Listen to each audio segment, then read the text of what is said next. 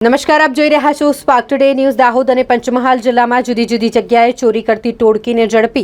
રણધીકપુર પોલીસે 2 આરોપી સાથે 5 જેટલી મોટરસાયકલ કબજે લઈ રણધીકપુર પોલીસે વધુ તપાસ હાથ ધરી છે.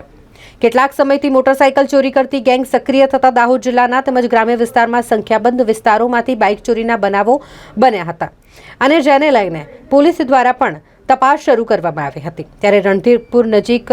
પિસોઈ ગામ ખાતે સેલ કંપનીના પેટ્રોલ પંપ પર રસ્તા પર પસાર થતા વાહનોનું ચેકિંગ કરવામાં આવી રહ્યું હોય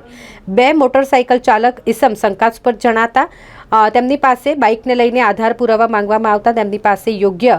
ઉત્તર ન મળી આવતા આ બંને ઇસમોને ઝડપી પાડવામાં આવ્યા. 2 આરોપી સાથે 5 જેટલી મોટરસાયકલ કબજે કરવામાં આવી છે. રણધીકપુર પોલીસે વધુ તપાસ કરી છે. પોલીસ અધિક્ષક ડોક્ટર રાજદીપસિંહ ઝાલા સાહેબ નાઓએ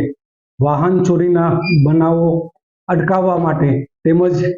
બનેલ બનાવો શોધી કાઢવા માટે સૂચના આપેલ હોય તે અનુસંધાને રણધીકપુર પોલીસ સ્ટેશનના પોલીસ ઇન્સ્પેક્ટર જીબી રાઠવા અને તેમનો સ્ટાફ પિસાઈ ગામે વાહન ચેકિંગમાં હતા ત્યારે 2 વાહન ચાલક અલ્કેશભાઈ જુવાનસિંહ બારિયા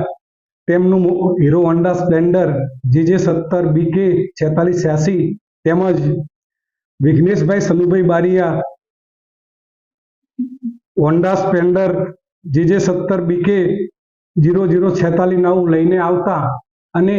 પોલીસે તેમને રોકતા અને શંકા જતા તેમજ તેમની પાસે આધાર પુરાવો માંગતા તેમના પાસે ના હોય પોકેટ કોપથી સર્ચ કરતા આ બંને બાઇકો તેમણે ગોધરા તેમજ મોરવા હડપ પોલીસ સ્ટેશનમાંથી ચોરેલા હોવાનું જણાવતા હોય અને તેઓની વિગતવાર પૂછપરછ કરતા આ સિવાય પણ તેમણે બીજા 3 બાઇક જેમાં 2 બાઇક દેવગઢ બારિયા પોલીસ સ્ટેશનમાંથી તેમજ 1 બાઇક ગોધરાથી ચોરેલ હોવાનું કબૂલાત કરતા હોય તેમના વિરુદ્ધમાં BNSS કલમ 35(1) મુજબ કાયદેસર કાર્યવાહી કરવામાં આવેલ છે અને બાઇકો BNSS કલમ 106 મુજબ કબજે કરવામાં આવેલ છે. તેમજ આ બનાવો જે તે પોલીસ સ્ટેશનમાં બનેલ હોય અને તેની ફરિયાદ ત્યાં દાખલ થયેલ હોય જે તે પોલીસ સ્ટેશને આ તોમતદારો તેમજ મુદ્દામાલ મેળવી લેવા માટે વાયરલેસ મેસેજથી જાણ કરવામાં આવે છે.